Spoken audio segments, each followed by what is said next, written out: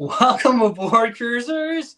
Happy Wednesday. I'm Don from Eat Sleep Cruise, and I'm joined, as always, by my good friend John with Cruise Addicts. How are you doing, everybody? And Don, thanks for joining us here today. It's so good to get with you again and talk cruising. It is. It's been a couple weeks, so hopefully folks remember us. Who could forget this face? But yeah, it's great to be talking cruising. I know we got some tips, we got some trip updates, a lot of great stuff to talk about. But of course, want to hear from everyone out there. So let us know where you're at. Drop us a comment, a question there. When are you cruising? And as always, give us thumbs up, like all that great stuff wherever you are at, whatever social media platform you're at. So when was the last live? I'm trying to remember. A couple of weeks now, right? I think so. I'm trying to remember. It seems way back in the day. Way back in the 90s when Cruise Addicts was still around. And we had a 1200 baud modem going on there. It had to be before the 4th of July. So I guess a belated happy 4th of July. Did you do anything fun? No, not really. My wife. You were home alone, right? I was home alone. Alone and unsupervised. And you survived. You didn't burn down the house. Right. Awesome. All the fingers are here. But yeah, so folks, wherever you are, let us know when you're cruising, when you have questions. And tonight we're talking about how to save money on a cruise, right? A question we get all the time. Yeah, expert tips. We want to tell you exactly how we save money so you can save money on your upcoming cruise. It's not rocket science, so to speak, but it's a lot of really tried and true things that we've learned, haven't we, Don? Learn the hard way, right? You vote with your wallet. So sometimes you think you know what you're doing and then you get burnt a little bit. So we don't want that to happen to you. These are things that we can talk about firsthand experience. I know I can speak for Heidi and I. Whenever we give a tip or a suggestion, it's things we actually do. So it's not just something we read somewhere else on a great blog like Cruise Addicts or Eat Sleep Cruise. These are things we actually do. And oftentimes, like almost every trip we do, depending on what the tip is, and no different when it comes to booking a cruise. These are all things we've done and try to do as many times as possible because I don't want to spend too much on a cruise. Do you? No, and and a lot of it stuff is, you hear about these things, and then the time you don't do it, when you have a choice to do it, you're like, oh, I really should have did that. And that's one of the you really learn that stuff. But before we get started, I just want to tell people, these are recommendations because sometimes some of the recommendations you just can't do it. If you want to book something last minute, well, how can you book early when you want to go on a cruise last minute? So not everything is going to fit, but this is just some generalizations. Of some great reasons and opportunities that may exist when you cruise.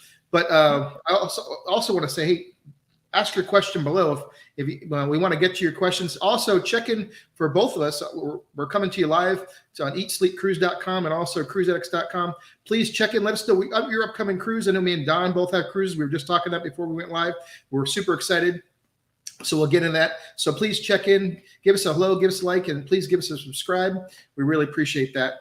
And I know we'll get into these tips and hopefully be able to use them and save some money and maybe even have a better time, and have a drink on us if you save a lot.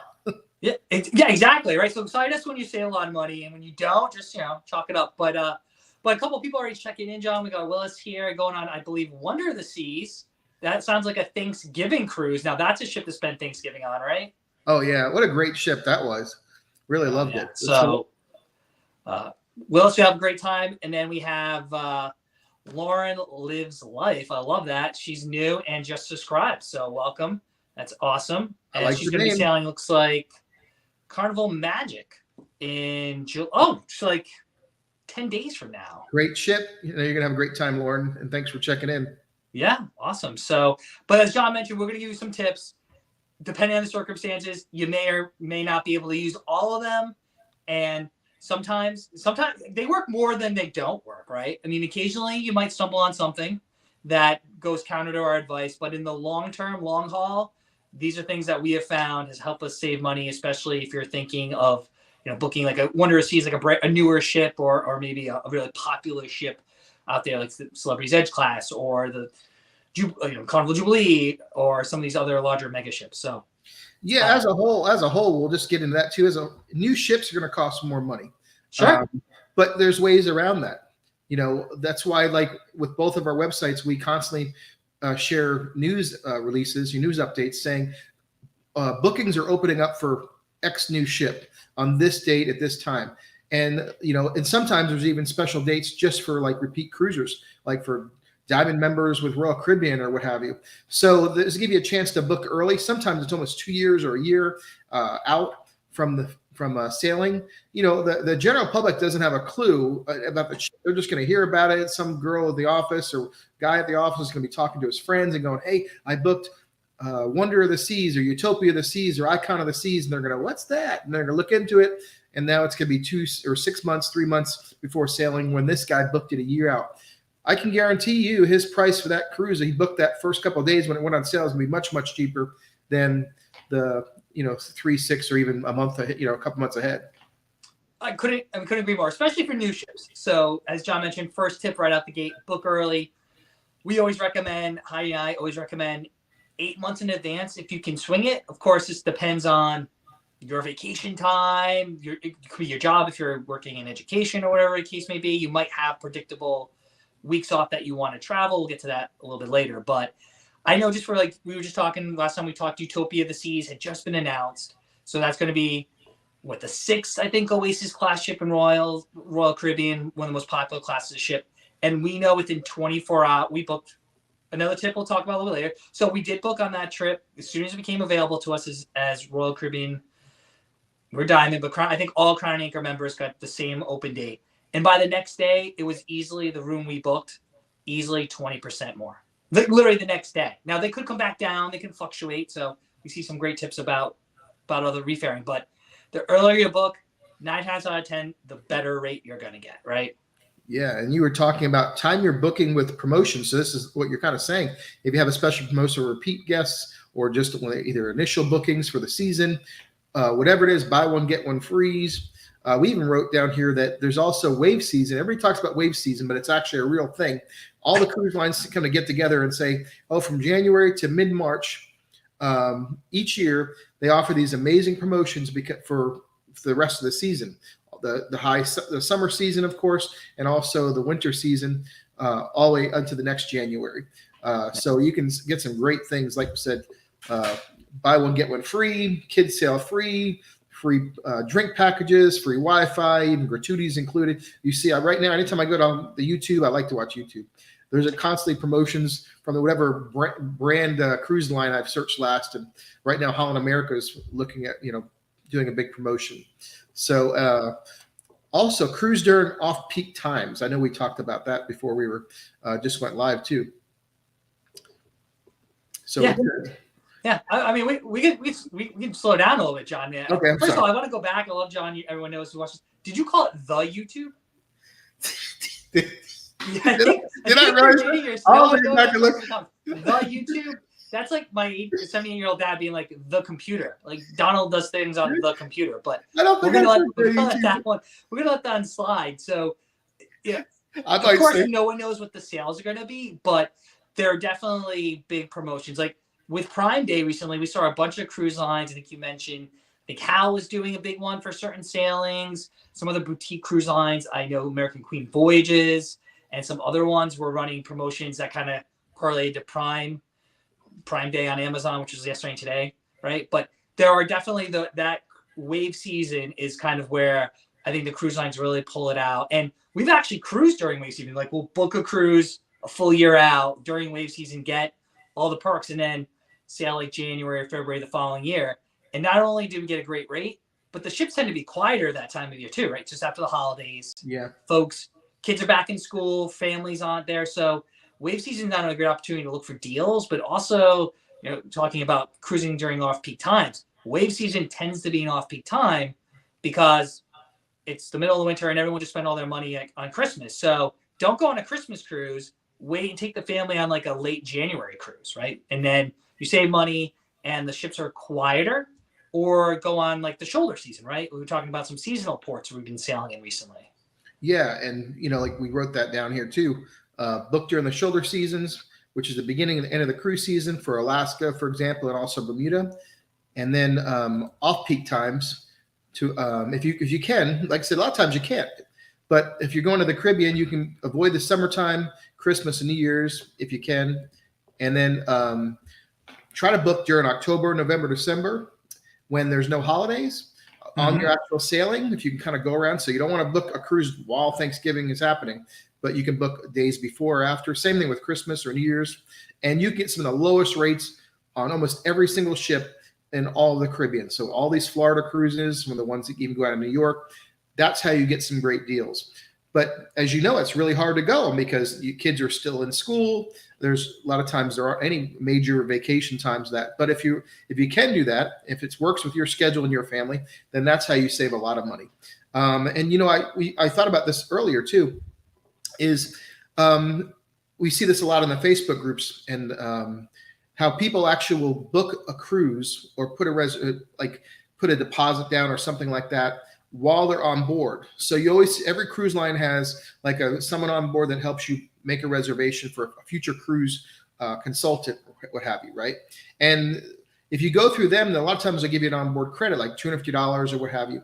You can transfer that to your travel agent, whoever you use to book cruises, and then you can still have that onboard credit just for making the reservation while you're on board. So always look for those opportunities that might exist for booking while you're on board. You can still and I'll be honest, we haven't done that in a long time, but we do know that a lot of people swear by next cruise, depending on the cruise line, what they're called, right? As John's mentioning, that while you're physically on a ship. Oh, I'm lying. We've actually taken advantage of that recently on Virgin Voyages. So again, we always speak from personal experience. And actually, Virgin Voyages runs a sick deal. So I don't know if they're still doing it, but if anyone's cruising Virgin Voyages and you're on the ship, go to their future voyage desk, whatever they call it, and you put $300 down. They give you, at least when we did it, they give you $300 off your next cruise. And that $300 applies to your cruise. So it's basically like a $300 deposit and $300 off whatever promotion. And at the time, they were giving you onboard credit. At that time, it was double the deposit. So they were giving you $600 of onboard credit.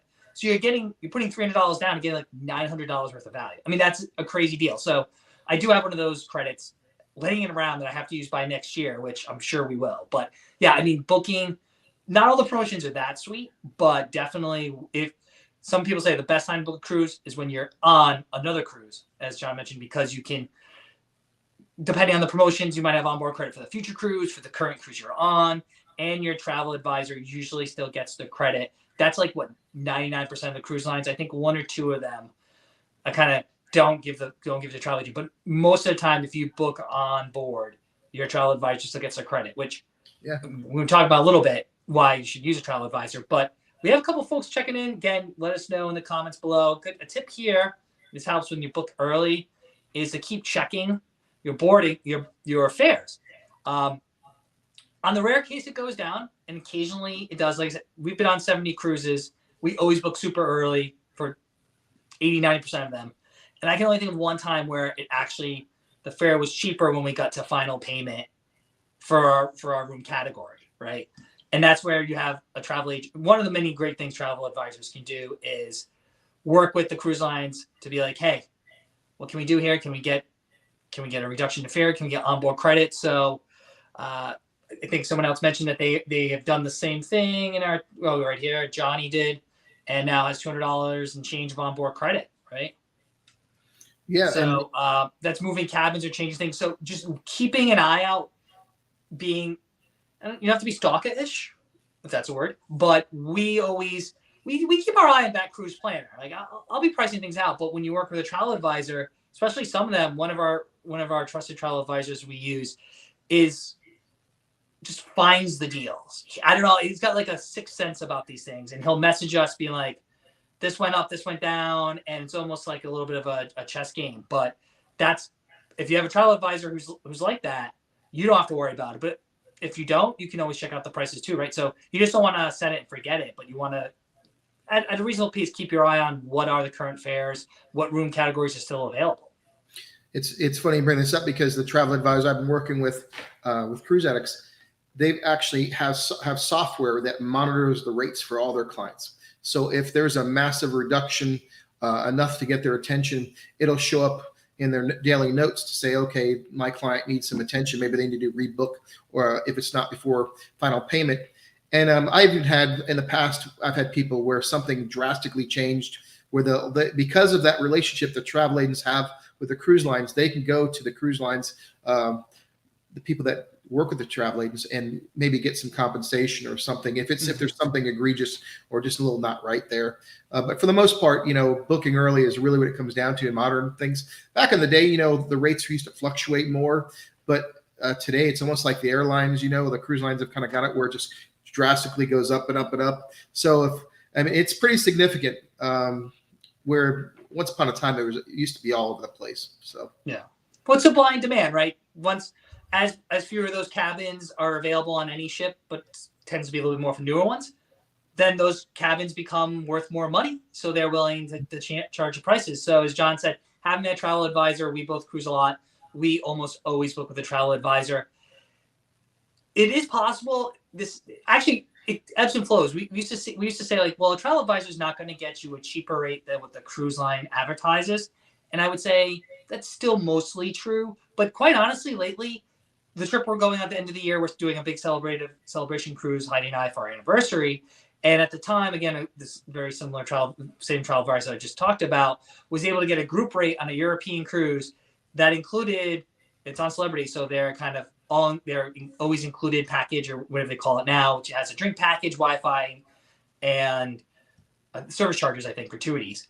And he got it for hundreds of dollars cheaper it was a specific category cabin we wanted than the cruise line was advertising. And he gave us some onboard credit too. So not only did we get cheaper, we still took advantage of the onboard credit the cruise line was advertising, and then we got like hundreds of dollars or more of onboard credit from him. So it's like there are times the cruise line price isn't the best. It's not always. I can't guarantee it. It does depend on the sailing. And like I said, we knew we wanted a very specific cabin on the ship. But that's a rare case where, John, we can talk about how to get the cheapest cabin. There's sometimes a thing where you're like, well, I want to do something special. I know there's a particular cabin I like on the ship or a particular area of the ship I want. So I might pay a little bit more to get that versus just getting on the ship and getting like a cheaper cabin doing some other type of promotion or deal. Yeah. And while you were talking about how your travel agent got these special rates, you're like, where did that come from? Well, once upon a time I sold cruises, and when you log into the behind the scenes, the booking system, if you book online, it's only going to show you like 3, 4, maybe 5 at the most different fare codes.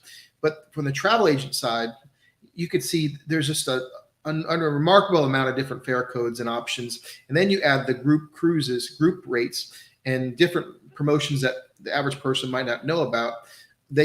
On a website, a normal consumer website, it's overload. It's too much. So there are plenty of opportunities and different things that the travel agents can do, and that's just comes to mind. It's pretty amazing, and that's one of the reasons to work with them. Yeah. Yeah, I think that's what it was. He found a group rate with because all these travel agencies, right? They're kind of networks, so there are different things. And he, as John mentioned, had the opportunity. And honestly, we found out later we didn't even know this with this rate. So there's again another benefit. That rate included his onboard credit. The cruise line's promotion at that time, I think it's a 11 night cruise. So it's like $200 on onboard credit, which, hey, that pays for a couple of specialty dinners, right? Then he just told us that not only that, we get a free shore excursion, and there's like a cocktail party or whatever. And there's going to actually be a representative for the group on the ship to help with things. So again, that's not always the case. Sometimes a group rate's just, hey, a cheaper rate because someone bought a block of rooms and now is trying to auction them off, right? Bid them off to other agents. But it can't hurt. Talking to travel agents, I think, Johnny's asking about that, about booking direct. Should I change? I mean, if you already have a booking, you feel comfortable about it, I wouldn't start playing with it. But I think moving forward, you can reach out to us. Neither one of us are travel agents, John mentioned, but we have networks of folks that we recommend depending on the cruise line or what you're looking to do. That are people, again, we use, I book with. I'm sure John books with too. So it's I think maybe thinking for the future, definitely one of the best ways to save money is to use a trusted travel agent, and they have just more in their repertoire if things go wrong or you want to get a new room or something happens pre-cruise or during the cruise. It's just having an advocate in your corner. Yeah, and it's a personal relationship. It's a business relationship. But you want to have that relationship. If you're going to cruise regularly, you want to build that relationship. They get to know what you like, and so on and so forth. And so, yeah, talking about those group rates, one last point is we talked about the first thing we covered was book early. Well, okay, so you're 6 months or 3 months away from a cruise sail date. Well, how do you book early? Well, you go to your agent and you ask them about any group rates, because those group rates were established a year ahead of time for the sailing. So that gives you the opportunity. If the group still has space, that's how you get those low bargain basement pricing and perks, because because the benefit of them having bigger groups, they give drink packages, cocktail parties, robes. I've had casino credits. I've had all kinds of wonderful things, really, really cool things that groups get. And those are incentives for people to book. And all you have to do is, and so let's think about this. You're going to get a cruise that's cheaper with perks that other people can't even get. Where do I sign up? The way to do it is to have a good travel agent. Right. And we're not traveling. We're just getting that right out of the way. There's no travel agent behind the scenes here talking our ear. We just learned a few things through the years. It's a relationship with, like Don says, we both have people we work with. Send us an email or instant message. We'll be happy to tell you, recommend someone. But that's what it's all about. Yeah, and again, we just mentioned multiple reasons why, but they can even just help you in the beginning, especially if you're new to cruise or you haven't really cruised with that brand, and you just want some general information. I mean, it doesn't hurt to contact them. They're even just to get information, not necessarily booking. I mean, we tend to kind of know what we want, so when we contact folks, we can say we want this ship, or we're looking at this, looking at that. But if you're not that far in the process, you can still reach out to them, and the good ones will give you all the information you need. Many of them have been on these ships. If they haven't done full sailings, they've been on them for a few days. They know the product. And if they don't, they should be smart enough to link you to someone who does, if there's a cruise line they're not as familiar with.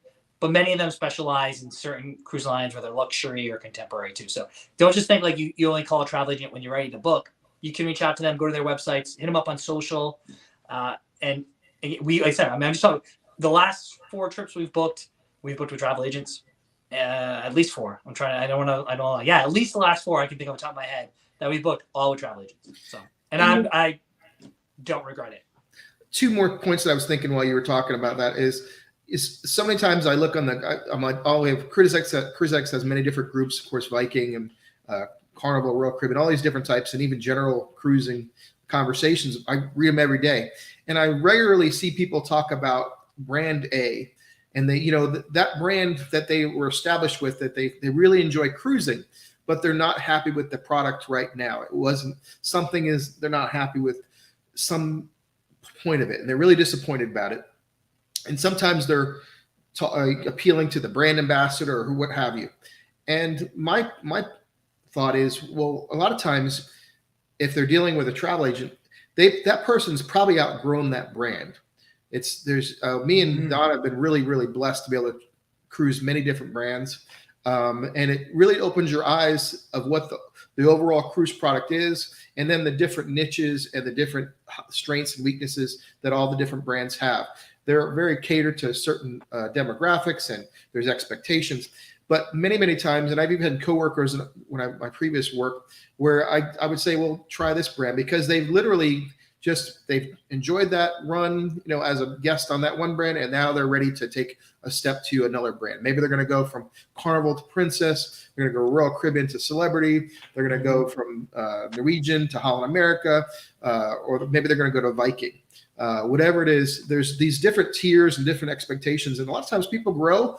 That might have been okay when you were 35, but now that you're 55, you might want a different ambiance and experience. So.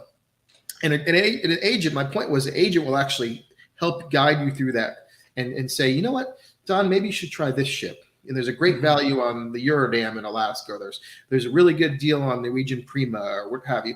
And then I know there's another point I was going to make. I was trying to think of the second one. But yeah, I guess we'll hold off there. I'll try to think of the other one. Well, no, I think that's a great point. We don't have it here as a banner, but we can add it to John's point.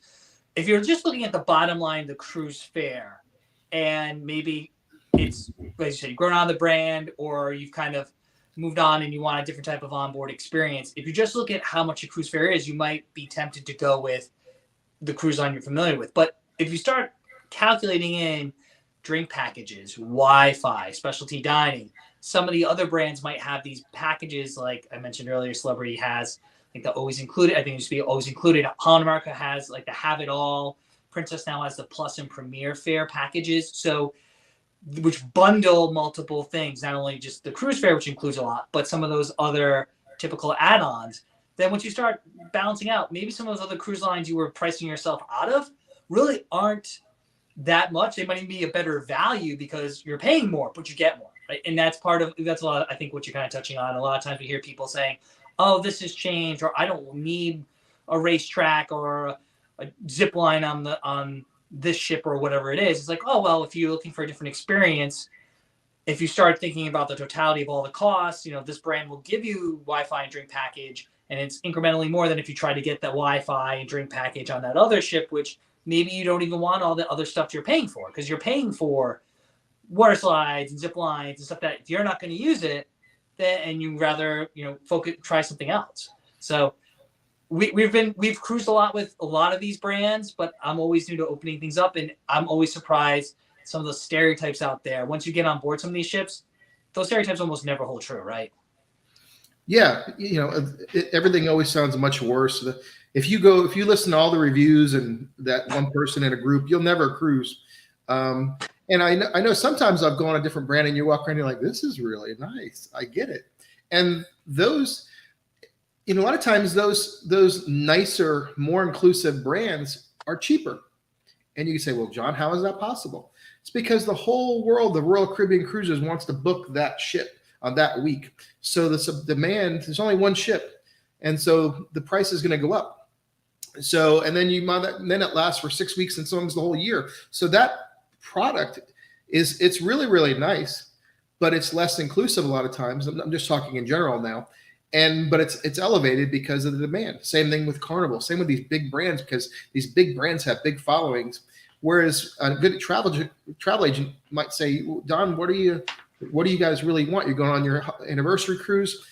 Are you going to use a racetrack? Are you going to need a roller coaster? Are you going to use this or that? And you're like, oh, I really like this.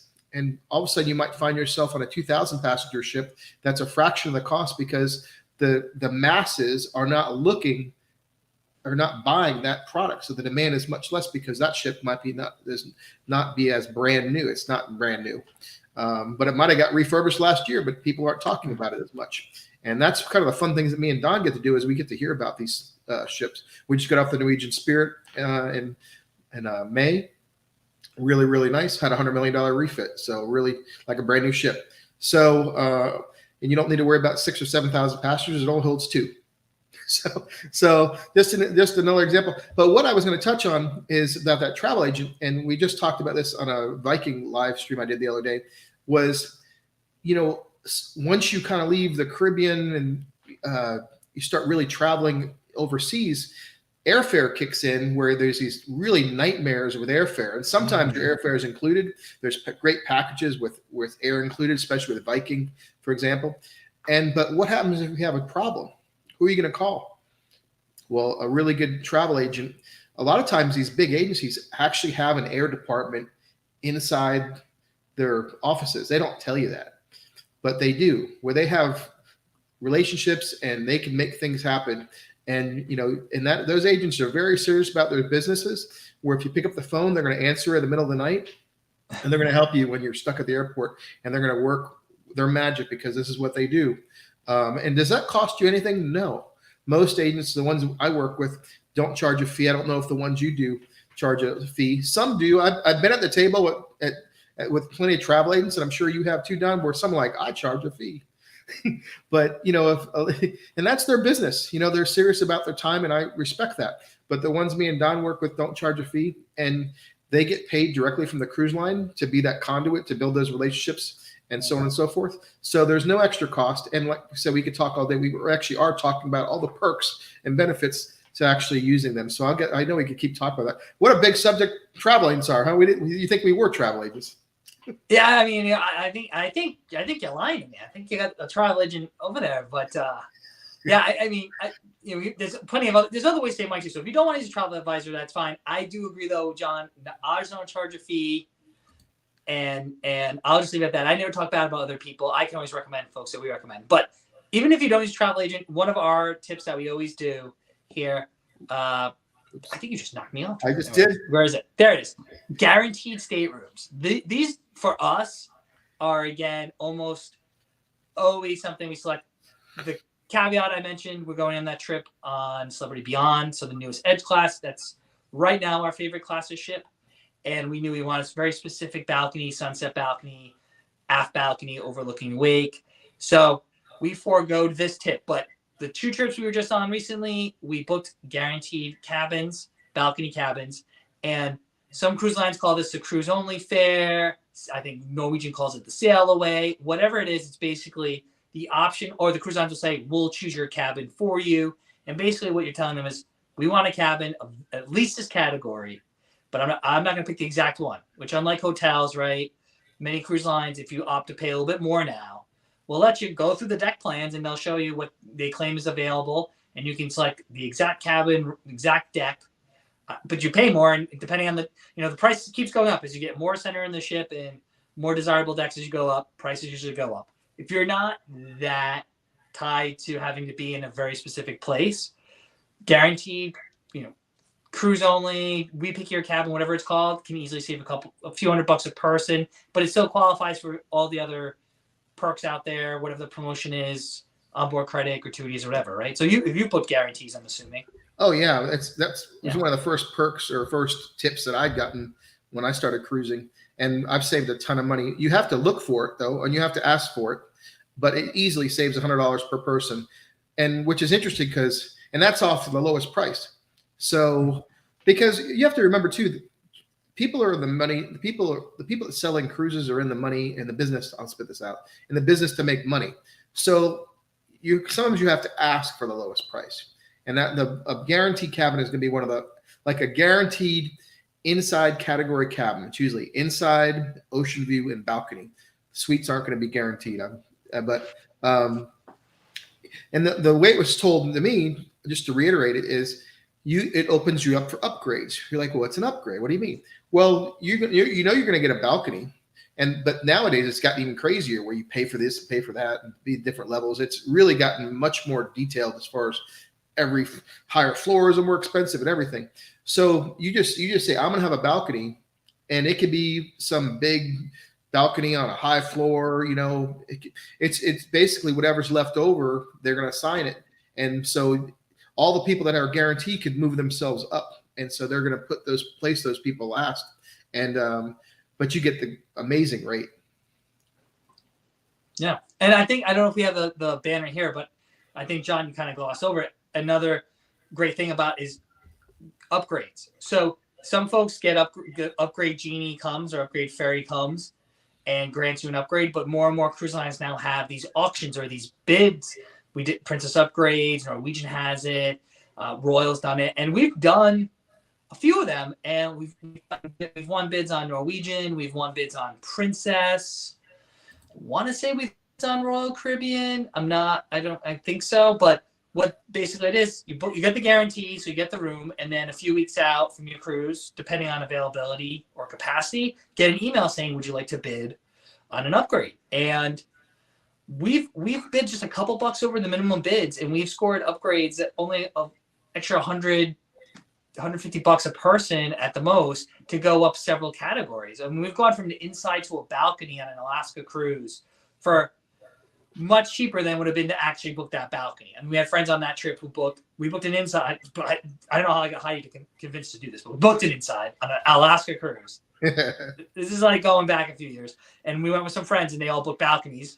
I'm like, we cruise way more than them. They can afford to pay. I don't want to lie. It was like close to twice as much, right? To go from inside to a balcony in Alaska. Oh, yeah. And then the bid program came up and we ended up spending a few $100 a person and we won a balcony, and it wasn't even obstructed. Or maybe it was partial. It would definitely, we could see, we had almost as nice a room as everyone else, and we easily paid $1,000. At the end of the day, when you calculated the bid upgrade, easily probably spent less than $1,000 on them, which is cheaper because they booked early than someone who booked that balcony closer to the cruise. So booking those guarantees still qualifies you for those upgrade programs if it happens. Not every sailing, it's capacity controlled depending on availability. The only thing is, if it happens, great. If it doesn't happen or your bid's not accepted, you still get a pretty good room. We've never been disappointed with our guaranteed rooms. We always do a guaranteed balcony, and I've never been disappointed. Yeah, I've never gotten any crazy obstructed balcony or anything bad. It's always been fine. It's like, great. And you're kind of excited because you're basically whistling when you get on board because you got a great deal. So yeah. Yeah. So, I mean, that might be a little forward, a little bit more aft, but if that doesn't bother you, that's fine. Again, if it is, if you get motion sickness, or you're one of those people who want to be in a specific location near the pool or whatever, then as we mentioned earlier, not all these tips are going to apply to every situation. But for many cruisers who are just like, oh well, I don't care as long as it's a balcony. I don't want to be in an inside room. Which again, inside rooms can save you the most. I mean, that's the most economically priced room on any cruise ship. Even luxury or premium, well, many luxury lines don't have them, but premium lines. But if you don't want to go that route, the guaranteed is the next best option. Yes, Carl Smith was asking a question. Is it true that Royal Caribbean have stopped twice-a-day room cleaning? It is, yeah. Heidi got to that in the comments. Thanks to our producer Heidi, the lovely Heidi out there. It is, and I think she references Matt, but we were just on Harmony of the Seas, and we can confirm that in person too. So, Suites still get it, and I think she sent a link to Carl for Matt's article early this year. But that was just a trend that happened last year. Same is true on Norwegian now. Most of the cruise lines starting end of 22, early 23 have reduced room service to once a day. Norwegian still comes in towards the end of the day to give you the daily, a freestyle daily, I think, the Norwegian freestyle, whatever it is. But the most cruise lines now, they don't do turn down service unless you're in a suite or higher. I mean, that might not be true for like Viking or a luxury line. And I know we were talking to one of our stateroom attendants, and they basically, now that they clean less, they clean more rooms now because they have to clean each room less, right? So it's not exact 1-for-1, but I believe he was saying something like went from like 19 to 25 or something like that. So almost like a 30-40% increase in how many rooms they now service, how many they service versus what they used to when they did it twice a day. So so thanks for our lovely producer for getting that. Yeah, and Carl, thanks for that. So I don't know. We don't miss it. I mean, it's nice to get a towel animal at the end of the night, but is it really necessary if it's going to try to keep things, I guess, somewhat in line? But cruise fares, I guess, are just pacing inflation lately, right? Yeah, I was kind of a grumpy old man about it, but of course. Well, I'll be a grumpy young man then. You're a grumpy about it? You know, because they used to ask you, I mean, Carnival was kind of started it, at least it was our first exposure. They would ask you, do you want turn down service twice a day? You know, it was optional. I think the room steward asked you or what have you. And then it slowly, changed. I know some of it kind of started with staffing issues, but yeah, I'm not sure. I guess it is what it is at this point. It kind of went industry wide pretty quickly. Right. Well, once one does it, and there's some uproar on Facebook, on one of John's Facebook groups, but people complaining. Comparatively, so I still say the stateroom attendants and the service you get on a cruise ship better than most hotels. Definitely better than a vast majority of the hotels we stay at. Maybe super premium luxury hotels, but even we stay in pretty nice hotels. You know, Heidi, she's not staying down at the Holiday Inn and Motel 6, which no knock on those brands. They're perfectly fine for people. But the Princess, I would still say, even with service once a day, stateroom attendants are always more timely. They're more friendly. They clean your room. That doesn't mean they get off work, right? If you need something, they give you their cards. You call a number, they'll deliver towels at night. Someone will run something to you if you need more hangers. So they still provide that level of service. But yeah, it was always a little treat if you came back and maybe there's some chocolates or a little frog or lobster or whatever they did to those towels. So we do miss that, but I think the service is, I haven't seen necessarily a knock on the quality of service, just the amount of service you get, the frequency of it. Yeah. And she said, Heidi says, I guess she believes it's still twice a damn Princess, maybe? Maybe. We were just on Princess. I forget. They stopped blurring together. So again, this isn't every single cruise line, but many of them kind of started, to John's point. The rumbling started late last year, and then people would be posting on groups, oh, this ship is only doing once a day. And then before you know, the brands acknowledge that this is going across the cruise line or the fleet. So, and Jessica had a question. Maybe you can help me because I'm not sure about this one. Have you ever heard of someone getting to compete in the Royal Up when they had a Crown suite already booked? Oh, well, I don't know that answer to that, but I would say if you qualify, they'll send it to you. So it just depends on the room you have category. But if you're in what kind of suite is it? If you're in a Crown suite, if there are rooms above that category that are available, I'm sure they'll let you book on it, right? It all goes by what category you're in. Like if you book an inside, I mean, an Ocean View is an upgrade, right? But if you're booking one of the higher level rooms already, and there are fewer of those, and those book quicker, like there's probably there might not be any of them available for you to book on, right? To actually try to bid on. But I know the last cruise we just went on with Princess, there were suites, there were some levels, and the cruise we just did with Norwegian had some rooms in the Haven available for the bid. We didn't bid on them, but because I think the starting price was a little bit more than what I spent. But so if that room category is available, I think they'll let you bid on it. Like I said, Haven had at least 3 different category of rooms available on our last Norwegian Encore cruise that we could have bid on, and it was very tempting. But we were in Alaska, and I'm like, oh, you're not gonna. There's so much great stuff to do in Alaska and on Norwegian Encore. Am I really going to use the Haven suite? Am I really going to take advantage of all that stuff? Like, so we didn't. But I would think they let you bid as long as that category is available. Wouldn't you say so? Yeah, I think so. Yeah. And then they want to make as much money as possible. So if that room is empty and they already have you because you've already booked and you've made your deposit, there's no reason for them not to at least offer you the opportunity. And then they could also just, of course, make that minimum bid $1,000. I mean, they set the minimum bid. So folks who aren't as familiar with these programs, it's not like you can bid $1 or $10. They're going to tell you the minimum bid to go from your room, say it's an inside, to a balcony is $100 a person. And then maybe from inside to the Ocean Views, $50. So what, I mean, it's different for every cruise, every ship.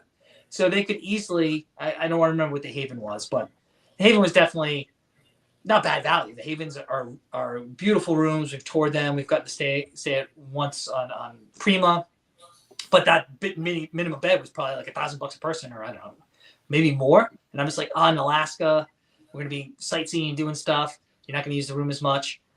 You're not going to use the private sun deck as much. So it wasn't worth it for us, but for some people it might have been, right, to go. And that was we were in a balcony, like a guaranteed balcony up. So yeah, I would think so. And nothing else, you put in the bid. If you get the bid, the folks who haven't done this before, if you put the bid in, you're in there and you get it. You lose. You get your room. You don't lose the cruise. But if you get assigned that room, you may not know where exactly it is until closer to your sailing. So once you put that bid in there and it's accepted, you're kind of locked into that new room. Don't have buyer's remorse. So make sure you check with your spouse. Don't be like, oh, honey, I threw a $2,000 on the Haven. Like, it's not the roulette wheel. It's not the roulette table. Like, I'm going to give it a shot. Why not? 50 on black. I just threw it down on the Haven and see what happens. Because if you get accepted, then you're kind of locked into that room. Luckily, we've never had that case where we got locked into a room we didn't want. But honey, it's got a private elevator. On Prima, the Haven does have a private elevator all the way. It's all the way aft. I can't remember on other ships if there's private. There might be buttons they push, but yeah, but it's folks on Facebook don't do the bids unless you're ready for it. So just, but I think they're great programs. And I don't know if I have an exact answer for this one, but NorCal Jen is asking from YouTube, how late is too late? I'm guessing they're asking about how soon before a cruise can you book? And I think I've heard a travel agent say at least 24 hours. Mm. But each cruise line's different. I mean, you could probably book a few days in advance at least. 24 hours. And I think the same is true with the bid too, right? I think they do the bids. Each cruise line's different, but you can, I mean, I sometimes go on cruise line's website to price things out. And today's Wednesday, right? You could book. I was in the wrong. I wanted to be 24. I was in 23. There are cruises for this weekend still bookable on the cruise line's website I was on. Now, there might be an error when you click on it, but for a cruise leaving Saturday, it's 3 or 4 days. You're not going to have great choices. You're not going to be able to book your dining, but you might get lucky. Yeah, you get on board. Deal. So I know the upgrade we did, we were notified probably within 2 weeks, like a week and a half before sailing. So it was close, but those manifests, they don't close that far out. Because you can change names. You can the person who books the cruise, like the head of the ticket, has to stay the same. But if you're going, if your wife kicks you out and you want to bring a new girlfriend or boyfriend, you can switch it out a few days. Oh shoot! You can change those names a few days depending on the cruise line. I think Virgin lets you change it 24 hours in advance. Other cruise lines might be a few days in advance. So that stuff's not sent over to the cruise lines until 2 to 3 days before you're sailing. So again, travel agent. Yeah, definitely 24 hours. I know the Homeland Security wants a manifest at least 24 hours before the sailing. Yeah. So So some cruise lines might be more like 48 or 72, but like I yeah, said, Virgin, I'm pretty sure has like almost advertises like, hey, pick whoever you want up to that date and you can switch it. So it's at least a few days in advance, but we have never booked that close. And it never that close. No, I think I'm trying to think. What's the last minute cruise we've done? Oh, actually, the cruise we're going on. So we can talk a little bit about that in a little bit. A little surprise a little bit later to the live, but we actually did book a last minute cruise. I think it's our first real official last minute cruise for this later this month. But Holly K also, we got some other tips here. Thanks, NorCal. Holly K mentioned we were talking about booking early. Also, that doesn't only apply to your cruise fare. She's mentioning excursions. That's true too. So we always like to book as early as early on the earlier side for excursions because the good ones sell out.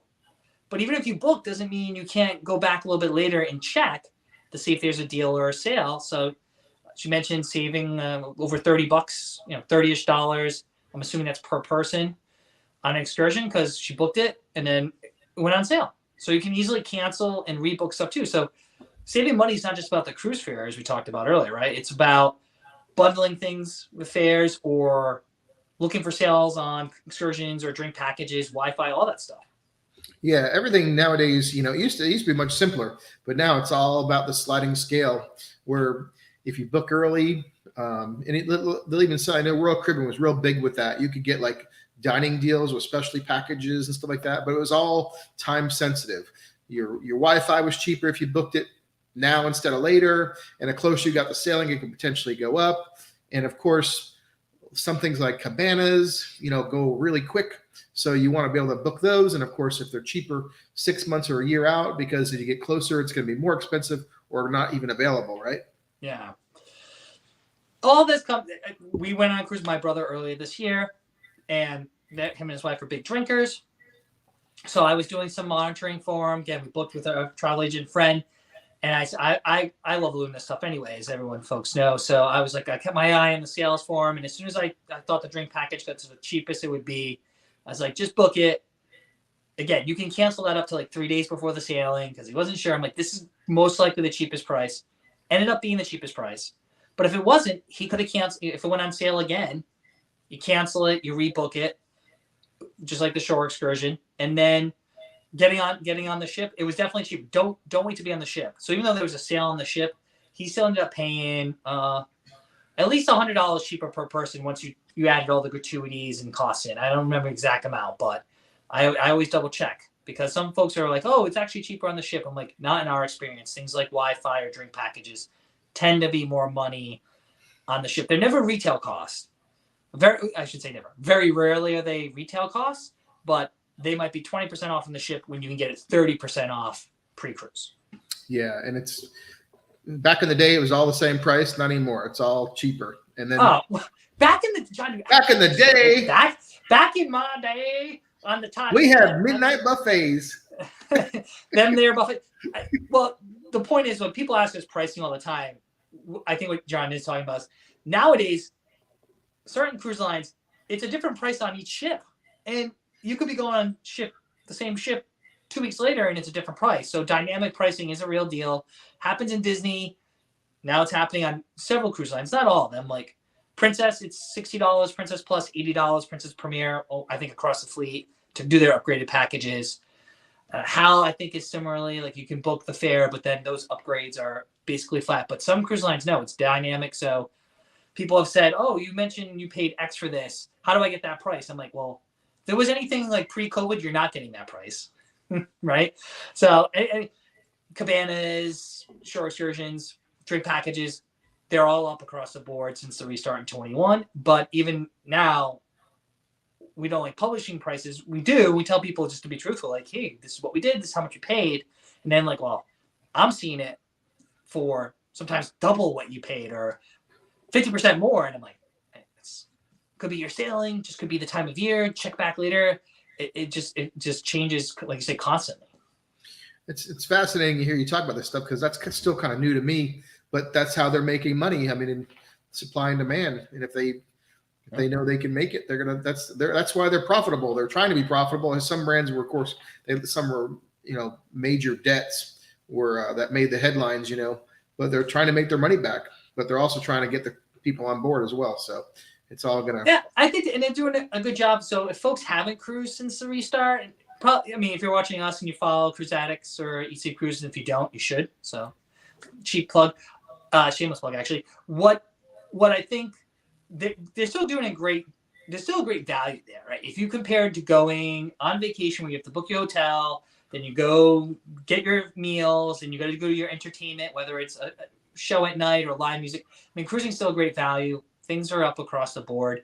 And some of these changes that I guess are just inevitable, whether it's the service, servicing your room once a day now versus twice, they're just changes, but those things are changing across the board. We've gone to hotels that don't even service your room. They don't even come to pick up the trash unless you're there for 3 days. So you're there for two nights, extending a cruise. All we do is cruise. So extending a cruise or pre-cruise or post-cruise. So compare that to a stateroom tenant who is there every day, who says hi to you, who can meet your request, versus you coming back late and be like, wow, they didn't even take out the trash or give me new towels. I got to call the front desk at a hotel. And these are nice, like I said, pretty nice hotel. So comparatively, cruising is as good, if not better, than it was pre-COVID. Don't let anyone, as John mentioned, on the groups, or even some of our fellow content creators, act like the sky is falling, this stuff. It's different, but comparatively so, the experience is still on par with the value. And food, for me, I think the food's gotten better. Last year we would have said, food. Felt like maybe still supply chain issues, some of the menu items, but the food's been great, service is there, and I still, dollar for dollar, you can't beat cruising. No, it's great.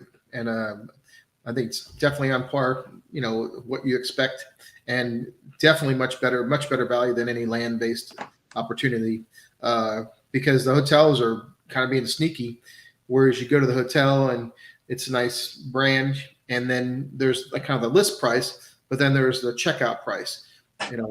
Sometimes there's mandatory parking, like crazy parking fees if you're in a big city, like nightly parking, and crazy taxes. And so even Vegas has gotten that way. There's all these creators out there creating things about Las Vegas, which used to be great value.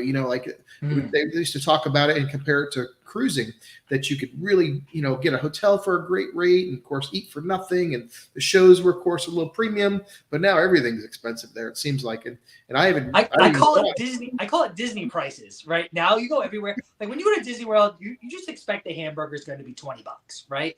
And it's not going to come with fries or whatever, right? But now you go anywhere and it's like, ooh, and I just say these are Disney prices, like even local places where we live or other places too. So right. It's creeping up everywhere, and it inevitably is going to affect cruising, but I still think it's lower, right? Those rates are lower compared to, as you mentioned, hotels. Every hotel now has a resort fee, like to use the gym. Well, shouldn't the gym just be free? It's for the pool and the gym. We'll give you a watered down welcome. I almost said welcome aboard. Welcome to the hotel drink. It's like, and that's $70 a day. Like, what are we talking? What? Like, so. Yeah, it's crazy. But I was listening to you talk a second ago about had still a great value, and there are some of this things, and even some nickel and diming. But this might be a great opportunity for people to try a different, more premium brand. Maybe that's when you can take a step up, where it's not one of those ships that everybody's talking about. You just want a great cruise experience. You don't need some of the bells and whistles, so to speak. So maybe you try a premium brand, like a Holland America, like a Norwegian, and maybe a ship that isn't the most brand new one, or one that's just not as well, in demand. And you can get on board and for the same price, have more things included, So because, like I said, those high demand cruise ships are coming with bigger prices because of the demand. So you can sometimes spend less money and get more as a consumer on a more premium, or even some might say luxury brand. That's why a lot of people are kind of going in that way. And there's also a resurgence just overall in our conversation about all-inclusive resorts are coming back too. So that was like a real big thing. And now there's a big investment into all-inclusive resorts because people want value. And if they don't feel, if some of the nickel and diming that's being done in the cruise line are starting to, and that's why you're seeing more things included by Holland America and these packages. But as a travel agent, I know that you can, when you look at those rates, we talked about that earlier, how there's all these different rate codes. Those packages that include all those things are, of course, cost more. So you can still go to your agent and say, I want the cheapest, lowest inside category cabin. What is that? And they'll have to go and look for it, and guaranteed, right? I want a cheapest guaranteed. And sometimes you just have to, sometimes there's two different numbers there. So you have to really pick and choose, and they have to look at it. Like I said, they're not in the business they're in the business to make money. So sometimes they have to actually look that up, because what you see online and so on and so forth is not necessarily going to be the lowest. So definitely do. That's why we circle back to having an agent that can really look at those things and compare the different brands, because you might be able to be on a much more premium brand at a lower rate and have a better experience. You don't have to worry about shelling out money for gratuities and Wi-Fi and drink packages and specialty dining and laser tag and roller coasters and bumper cars and literally go-karts. All those things cost extra, and it's not always a lot, it's a little bit, but it all adds up. And so, but if it's all included and you've got a beautiful ship at a low rate, then everybody's happy, and that's what it's all about. Yeah, I mean, it comes down to even within within brands, you just mentioned that, right? So you reference and say like Norwegian. Well, you are Norwegian Spirit, which is a ship I'm dying to get on. Norwegian, if you're listening, I want to check it out because of all the great stuff John's been saying. I know it's in Alaska, but I forget where it goes. Maybe Australia or somewhere. It goes somewhere exotic half the year, but that's still got some elements of Norwegian. It's freestyle, right? It's got the local, and it's got kind of that vibe, but it doesn't have the go-karts or laser tags. So it's not for people who want that, but you still have the Norwegian essence without all the stuff that like Norwegian Prima has. Norwegian Prima has go-karts, or the Breakaway Plus class, like Encore we were just on, has all of that stuff. And some people don't want that stuff, but you're paying, even though those are upcharged, you're still paying for some of that stuff on there just based on the nature of how the cruising works. Whereas, Norwegian Spirit, it might be a little bit more, I haven't priced it out, but even if it's the same price or maybe a little bit cheaper, you're going to get a different experience. So if you don't care about the Galaxy Pavilion, which is a really cool virtual space, then don't worry about it. The one thing folks always ask, like, what we think is the best cruise line? And the answer always says, well, what might be the best cruise line for me isn't necessarily your best cruise line. So I'll always ask people, what are you looking for? Like, some folks are like, I want to just go lay on a beach, get some drinks, and have some good food. Then, yeah, maybe a premium brand's more your style. But if you're like, a lot of people think they're going to be bored on cruises, which I don't know how you could be, but I'm biased, then maybe I would gear them towards a ship that's like, well, this ship's got zip lines, go-kart, laser tag. It's got all this stuff. So if that's going to get you, if you're still bored with all that, then I can't help you, right? So it all depends on the vibe and what you're looking for, too. And then paying, just knowing what those cost. So pay a little bit more money on a smaller ship, but there's less people. It's more relaxed. Foods usually tends to be better, right? Service a little bit better you're paying for versus getting like the lowest rate on like one of the world's largest ships where you're with 4,000 or 5,000 other people and you just feel like lost in the masses, but you got a really good rate and your kids are going to love all the stuff. So, and it's tough too. We don't have kids either too. A lot of families ask, and we have folks who've written family stuff for us. And I can give you my opinion as a big kid, but that's a factor in there too. Like some of those cruise lines don't run promotions, kids sail free, while others do. So that could be a huge cross savings, right? If that promotion's running. Yeah, if it goes back to that demand. If these cruise lines are really, really in demand, they don't need to run promotions. That's how they're gonna make up their bottom line, from any losses they had from COVID. That's why you have to have that agent that finds, okay, well, here's a ship in the brand that isn't selling as well. It goes to this different place, but you're going to have a great experience. And look, it's really cheaper. And then you multiply times Norwegian. And I think a lot of people are going to, I just kind of saw a trend here that the Norwegian Spirit only holds 2,000 people, 2,000 passengers, and a double occupancy. And then I think people are starting to gravitate towards that size ship. There's plenty of them out there, many of the different brands. So because I think people, once you've done some of those bells and whistles, you really want a great cruise experience. You don't necessarily need to be bumping into everybody all the time with these massive ships. you might be able to kind of step back and go on one of these ships that have a little more space to guest ratio. And those 2,000 passenger ships are great. They're only like 90,000 tons or so, 76 to 90,000 tons, give or take. And that's great. Itinerary plays a big deal into it too, right? If I'm going on a Caribbean cruise where it's about the sun and being outdoors all the time, then a ship that's got water slides and maybe laser tag and stuff, that might be, I might be like, yeah, I'll be down for that. But if you're going to Europe or you're going to Alaska, although we had a great time in Nugent Encore in Alaska. A video comes out this week. Check it out, Nugent Encore in Alaska. But if you're going maybe to Mediterranean or a place you've never been and you're like, I'm just going to focus on the destination and these ports of call, Mediterranean, Alaska sometimes, you're 7-day cruise, you're going to 5 different places sometimes, 6 sometimes, right? Yeah. You might not even have a chance to use all that stuff. And it looks great in the promotional material. But like we're going to Europe on Beyond. We're just like, we're going to places we've never been. We have these long days ashore. We're booking those people book that best of or exclusive 7-hour tour where they shove as much stuff in as possible, right? Yeah.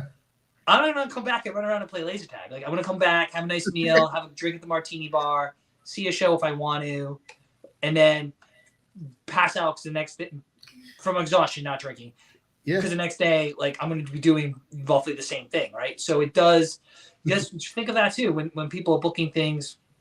A family member asked me about some options for actually going to Europe, and I mentioned a couple of variety of different things. I said, if you're looking for this experience, choose A. If you want this experience, choose B.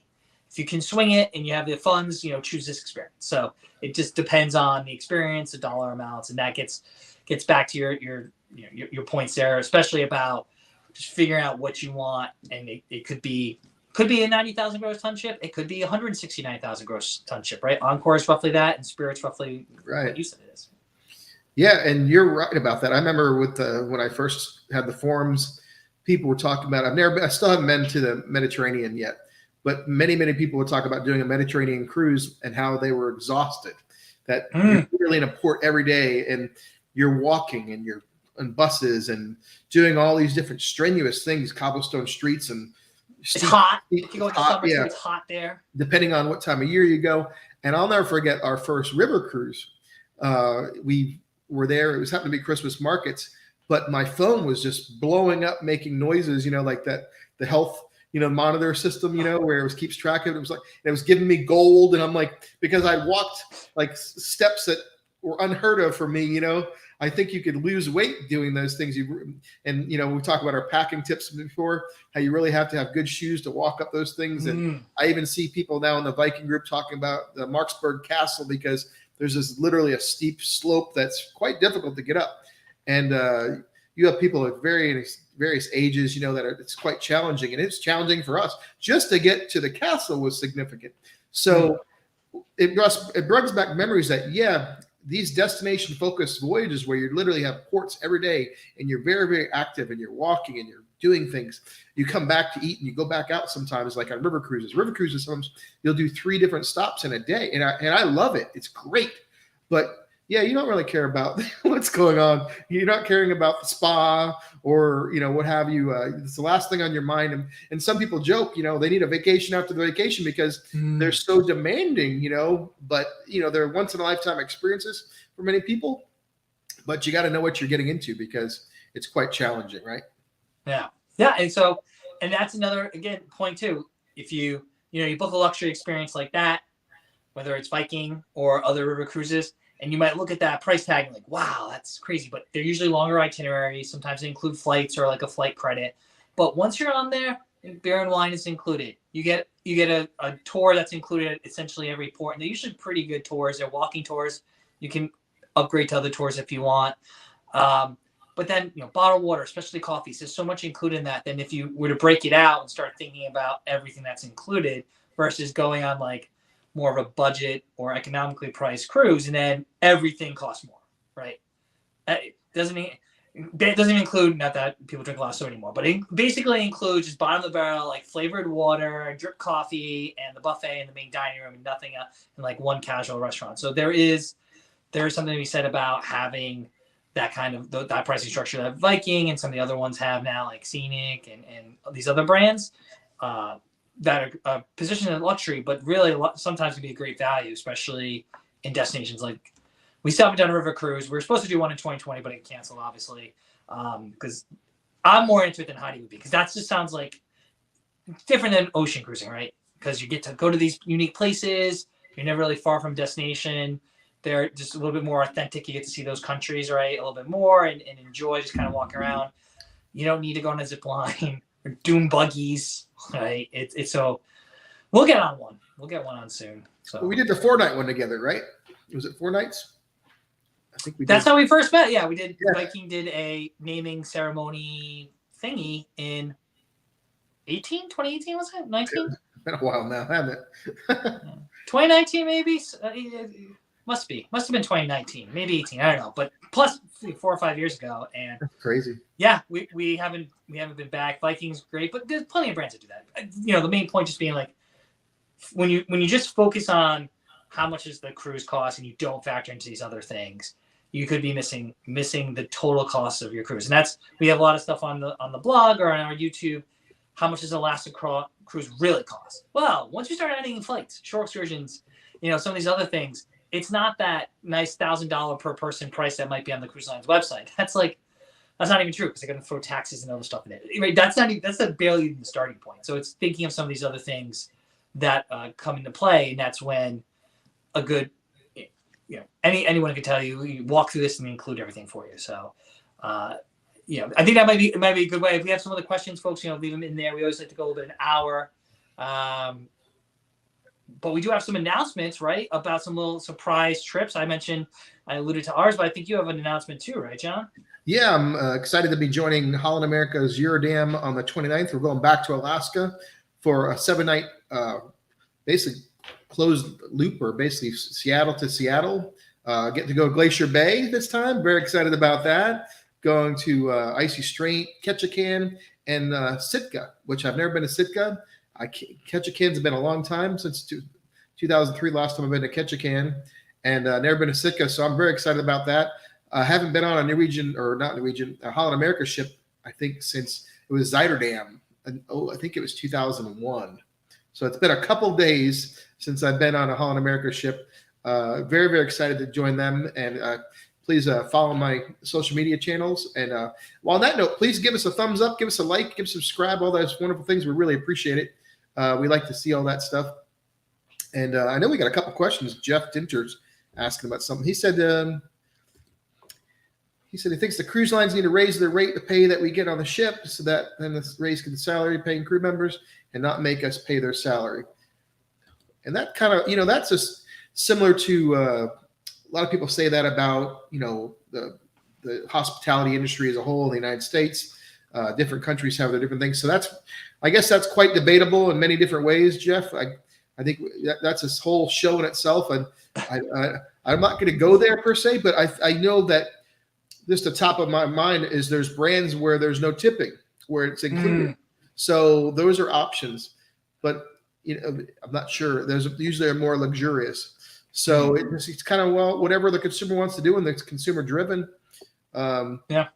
And then I know Joseph here's got a question. See, he's talking about Sky Miles, right? You might know about that. Yeah. Well, we didn't touch on this, but we picked 10. We could 20. We could do another show for some things, talking, I think, about using like miles. So it's like someone started a website about that, right? Or huge perks. There's loyalty, there's travel reward cards. Most of many cruise lines have them. I think Royal and Celebrity have a credit card. Norwegian does. You would know more than me about Carnival if they do. I'm not sure, but yeah, we've gone on reduced. I don't want to say free anymore, because even the free cruises you end up paying some out of pocket. But we've gone on free cruises on Royal Caribbean, and John mentioned he has his surprise trip to Alaska. Heidi and I actually are doing a last minute trip on Norwegian Joy, going to Bermuda. We leave Sunday, and part of the reason we did that is because we had some points that were expiring. First of all, twist my arm to book a Bermuda cruise, right? I've never been to Bermuda. I gotta go to Bermuda or I'll lose his credit card points. But it was kind of one of those things where you didn't want to get in a fight with them. Like, well, I couldn't cruise for a year and a half. These points are expiring, but they should be, I'm just like, so basically we got a nice half price cruise to And you said it's Bermuda, anniversary, right? based on those miles. So, and they're applicable. We still get the free at sea promotion with Norwegian, so we get the drink package, internet, and especially dining, even though we use the points. And like I said, it ended up being, once you pay all the fees and the gratuities for the free at sea promotion, we got it for less than half off. So maybe like 60% off because we use those points. And now I'm not a financial advisor. Here's our caveat, right? It's like, I don't give financial advice. I'm not telling you to get a credit card. I don't know anything about points. Don't get yourself into debt because you think you might get a free cruise. But maybe the United program or Delta program, Sapphires. I mean, there's a gazillion of them, right? Like Capital One, they advertise all the time. They might have points. So that is a way for some people to save money. I know a lot of people who sail a lot with Royal have the Royal Caribbean credit card. We've redeemed points now with Royal and Norwegian. So those are ways that you can considerably reduce how much you pay for a cruise. But again, if you're paying interest on your credit card and you don't want to get yourself in any more credit limits or anything, then it might not be right for you. But I don't know. Do you ever use travel rewards? I mean, we have Southwest. I've gotten tons of free Southwest flights. Yes, I fly Southwest, and I'm proud of it. I actually just booked my daughter on Southwest. Great value, I tell you. I love it. 2 bags included. We just had a Twitter thing with Ashley. We're just talking to Ashley on Twitter, and she was having issues with a different brand she tried, and I tried that brand, Frontier, and and I've tried Spirit because we just moved from Florida to Georgia, so I started flying a lot more everywhere, and I love Southwest. I also love Delta, and I like JetBlue. JetBlue is really great. So those are probably my top 3: Delta, Southwest, and because the fees and the baggage, I mean, no one's giving anything away for free. You might get a great rate on the flight, and then you have people like, I don't bring a bag. Why bring bags? I mean, if you're just gonna go, but I also don't. Here's another thing. I'm gonna ramble about this for 5 seconds. Is I don't like how some of these brands treat their guests. Like all these bottom basement brands are basically holding their passengers hostage. If you didn't pay for that bag or that a carry-on, they charge you $100 at the desk, and they're like the Gestapo there. Like, if you didn't pay, pull them aside, and they want $100 cash there. You don't get on the flight. I don't think that's good customer service. I don't care if you're selling hot dogs or ice cream cones, let alone a flight to Florida or wherever you're going. You shouldn't treat your guests that way. So that's my spiel for the day. So I like Southwest. 2 bags. You can check on the curb if you want to. It's simple. They have really good customer service. Delta is amazing. Like, I didn't realize once you've gone from these low brands that have no customer service, usually no representatives, to Delta, where everybody's dressed to the nines and treats you like a king. It's like night and day. I just think it's great. I've seen some of their terminals. You're fighting to get any plug because everything's broken in the bargain basement area. You can't get any plug, and they're all fighting over it. And then you go to Delta, and there's like every chair has its own plug. And then you get on the plane, and every chair has a plug. It just seems like it's yin and yang. So I've seen the light. Love Delta. Well, John, if I had Cruise Addicts money, I would fly Delta, but I don't. So I, regardless of what our good friend Matt says, have never flown Spirit Airline. Just let that be heard. And so I'm not going to comment whether it's good or not because I've never flown. I only talk from personal experience. Southwest, we've gotten plenty. We just booked flights for Southwest for a trip literally yesterday, and we have the Southwest credit card. And again, not telling you to get a credit card, but I've gotten plenty of free flights from that as well too. So those points, those travel points can help reduce the cost of your overall trip, whether it's on the cruise or the flight. But Southwest lets you cancel up to like 24 hours in advance, 2 check bags.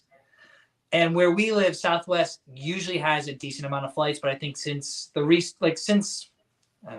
post-COVID, for lack of a better term, flights haven't been as great. But I'd rather give my chance with Southwest or JetBlue than some other horror stories we've heard from folks. So I think those planes, both those brands will get you from point A to point B. Yeah, and it's amazing rates. Maybe if you have a carry-on, and I think, like I said, they're charging depending on what the policy is and isn't. I mean, they're not the worst thing in the world. It's just those other things just really add up. And I had a really good dose of it where I just don't like being treated or being around that, even if it's not me experience. It's an overall experience of of travel, and it can be very stressful. And I don't think any brand should be treating their passengers to that low. It's some of it is, I think it's a flawed business model. If I'm gonna get on my, I understand what they're trying to do, but the reality of it is not pretty, and I don't like it. And so if I don't like it, I'm just gonna vote with my money. And everybody's different. And if it doesn't bother you, great. But after doing it several times, I just realized it's not for me anymore. And well, does it mean I won't ever do it? No, because some of the rates are crazy good and it's hard to pass up. But I still don't. You're the problem, John. Don't give in. Don't like if a brand sells you they don't even sell you nowadays. No one sells you a seat. I mean, you have a ticket or an app on your phone, and then it's like roulette. Let's see what happens. Where am I going to sit? Like, yeah, we even on JetBlue, which doesn't unless you get whatever in the middle. I mean, they all have different fare categories: Blue Plus, whatever.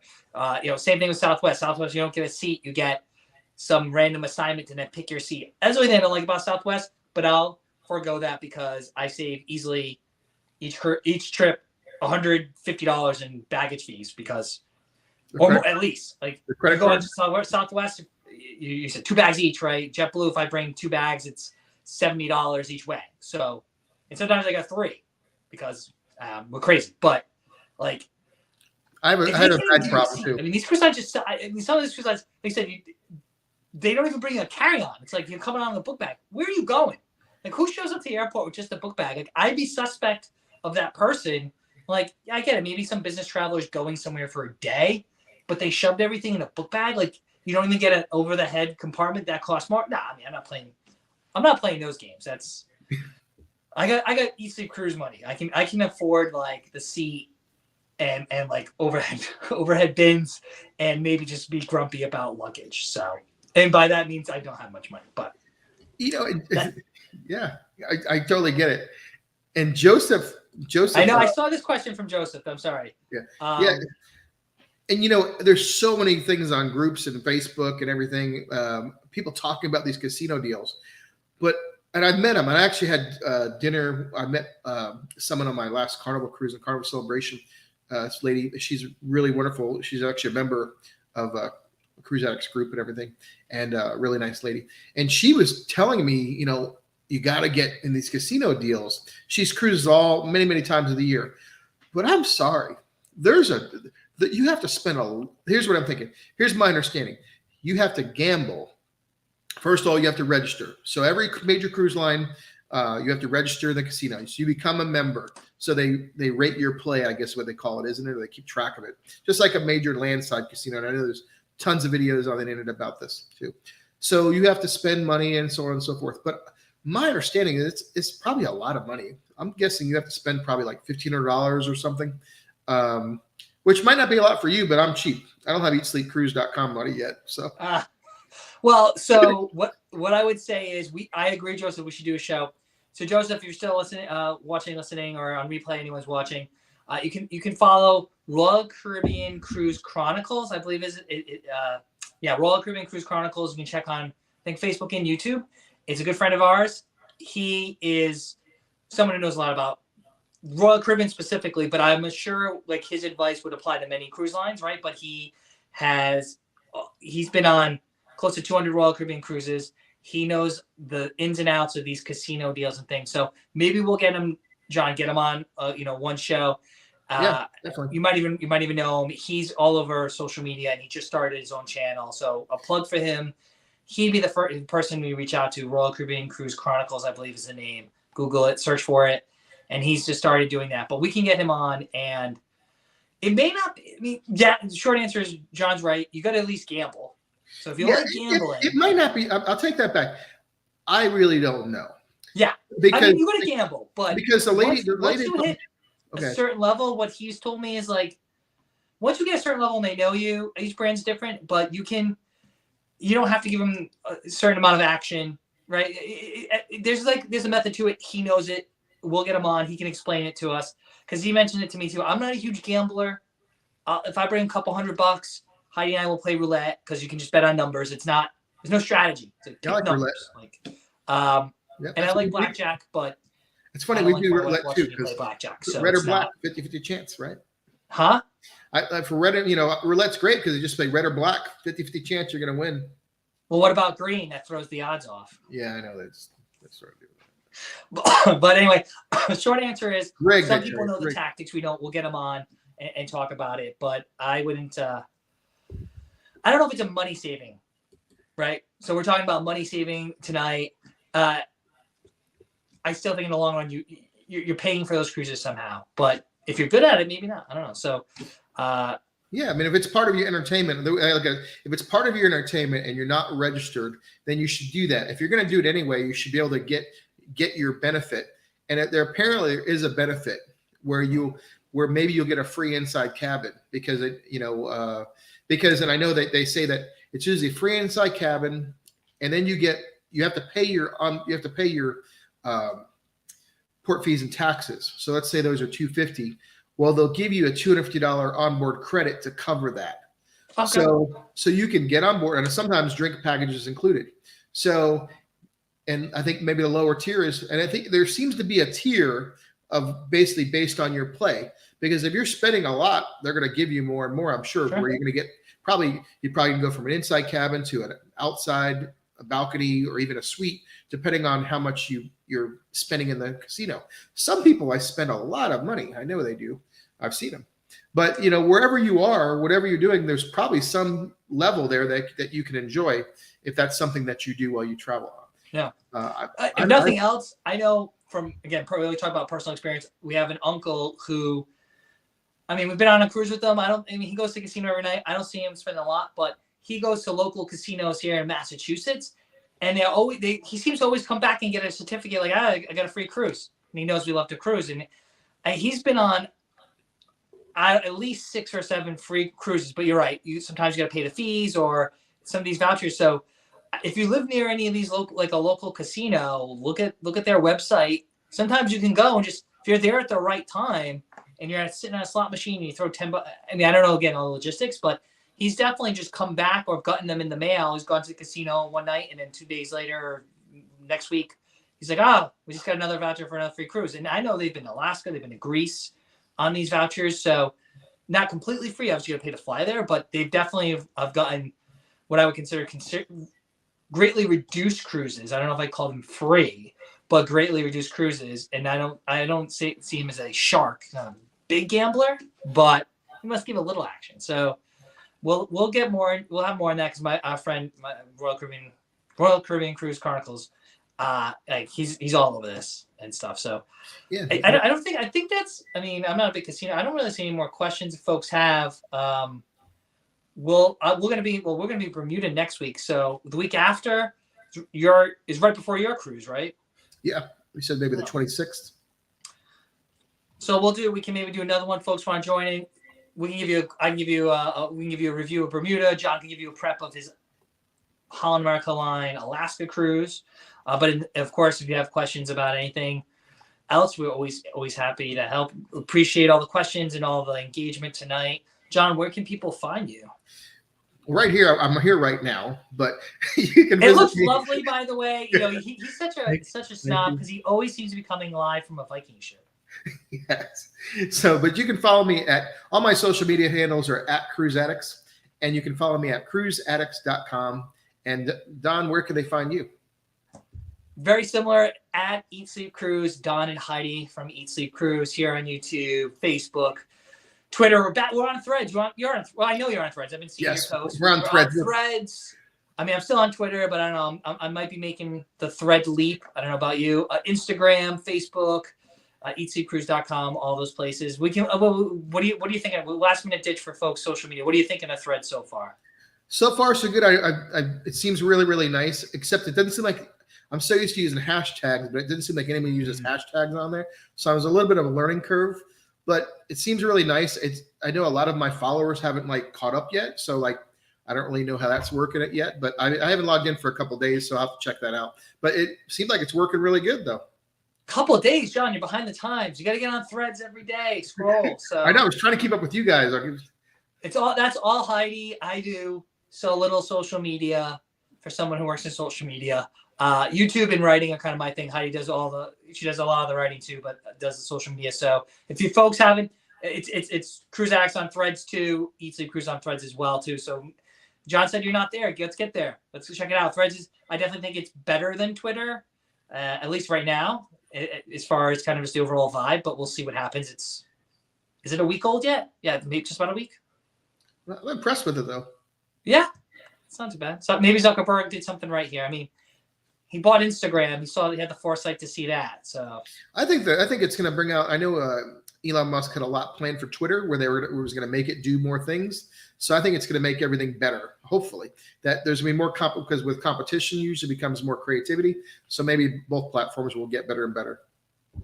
Let's hope. I mean, there's nowhere else. They can't get any lower. They can't get any worse. I don't think so. They can only get better. Right. Well, on that note, thank you all for joining us. We really appreciate it. And we hope to catch you next time. Until then, have a good day. See you later.